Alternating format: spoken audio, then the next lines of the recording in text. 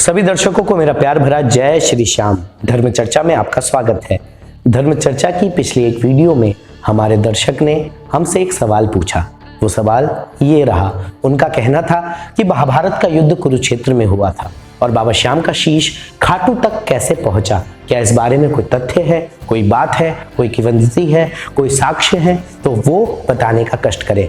आपके प्रश्नों का हम हमेशा स्वागत करते हैं और पूरी कोशिश करते हैं कि बाबा श्याम के प्रेमियों की जिज्ञासाएं शांत करने का मौका इस धर्म चर्चा नाम के चैनल को मिलता रहे। तो प्रेमियों, आज की इस वीडियो में हम लोग बात करेंगे कि किस तरीके से बाबा श्याम का शीश हरियाणा के कुरुक्षेत्र से खाटू धाम तक पहुंचा। आइए प्रारंभ करते हैं। जैसा कि आप जानते हैं कि हरियाणा, राजस्थान, इन इलाकों में बहुत सारे कुएं और बावड़ियां होती हैं। आखिरकार ये कुएं और बावड़ियों का क्या रहस्य है? क्या राजस्थान और हरियाणा में, विशेषकर राजस्थान में, नदियां बहती थीं? वहां पर क्या नदियां हैं? क्या वहां की जमीन ऐसी थी? क्या वहां की जमीन कभी रेगिस्तान नहीं हुआ करती थी? क्या वहां भी खेत लहलहाते थे? तो इसका जवाब हमें पंडित झाबरमल शर्मा जी के शोधों में मिलता है। पंडित झाबरमल शर्मा जी, जो कि जयपुर के महान इतिहासकार हैं, उनके मत के अनुसार राजस्थान में पाए जाने वाले जल के जितने भी स्रोत हैं वो प्राचीन समय में राजस्थान में उपलब्ध नदियों की वजह से ही बने हैं। तो सवाल उठता है कि ये 5-6 हजार साल बाद, यानी कि द्वापर युग से आज कलयुग में, ये नदियां आखिरकार कहां गई? तो मैं आप लोगों को एक बात याद दिलाना चाहता हूं।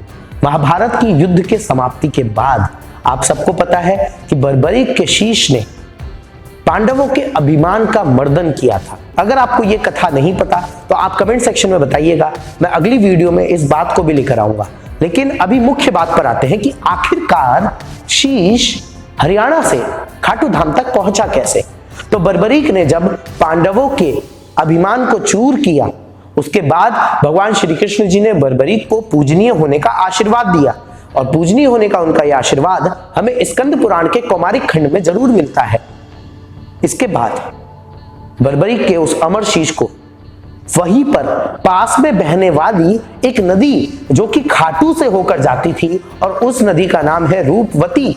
इस रूपवती नदी में बर्बरीक के शीश को प्रवाहित करा दिया गया। बर्बरीक का शीश प्रवाहित होते होते खाटू पहुंचा। अब बात यह आती है कि आज वो नदी कहां है?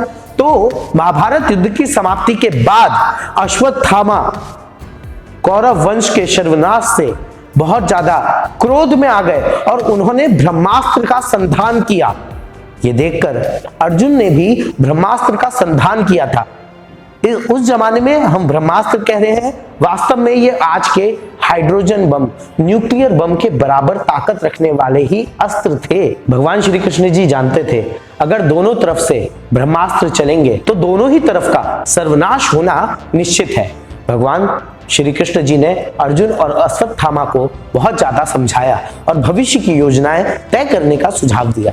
उनकी बात को मानकर अर्जुन ने तो ब्रह्मास्त्र को वापिस ले लिया, लेकिन अश्वत्थामा को ब्रह्मास्त्र वापस लेने की कला नहीं आती थी।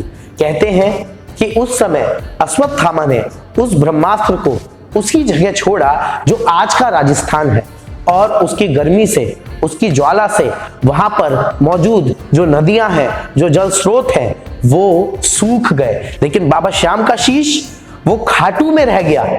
जी हाँ, वो बहकर आया था रूपवती नदी में हरियाणा से खाटू तक, और ब्रह्मास्त्र के गर्मी की वजह से सारे जल स्रोत राजस्थान के आसपास के सूख गए। रूपवती नदी भी कहीं ना कहीं उसी ब्रह्मास्त्र की वजह से सूख गई और बाबा श्याम का जो शीश है वो खाटू धाम में दबा रह गया। और आप देखिएगा, खाटू धाम में श्याम कुंड एक प्राकृतिक कुंड है, जो कि पीछे की तरफ एक प्राचीन कुंड है, जो आप देख सकते हैं यहाँ पे। ये प्राकृतिक जल है। तो सोचने वाली बात है कि उस बंजर भूमि पे ये प्राकृतिक जल आते कहां से हैं? ये कुंड, ये बावड़ियां, ये बंजर भूमि और बावड़ियां, ये कुंड, ये कुएं, ये आखिरकार कैसे दोनों चीज लिंकअप हो सकती हैं? तो बहुत सिंपल सी चीज है, ब्रह्मास्त्र की वजह से राजस्थान की भूमि बंजर हुई और नदी के जो स्रोत अंदर थे वो उसी माध्यम में हमें बावड़ियों और कुओं के माध्यम से दिखते हैं। और बाबा श्याम का शीश क्योंकि रूपवती नदी में बहकर आया था तो खाटू धाम तक पहुंच गया, बाद में वो नदी सूख गई और शीश बाबा का खाटू में रह गया। और हम भक्तों के, क्योंकि ये तो प्रभु की लीला थी, उन्हें खाटू में ही बैठकर इस पूरे विश्व का संचालन करना था। ये श्याम बाबा की लीला थी, ये श्याम प्रभु की लीला थी। तो प्रेमियों, आशा करते हैं आपको ये जानकारी पसंद आई हो। अगर आपके मन में भी कोई प्रश्न है तो बिल्कुल मत झिझकिए, कमेंट सेक्शन का यूज करिए, हम एक एक कमेंट को बहुत अच्छे से पढ़ते हैं। अगर आपके प्रश्न का उत्तर हमारी नॉलेज में होगा तो हम जरूर अगली वीडियो के माध्यम से आपके प्रश्न का उत्तर देंगे। मिलते हैं अगली वीडियो में एक और जानकारी के साथ, तब तक के लिए आप सभी को मेरा जय श्री श्याम।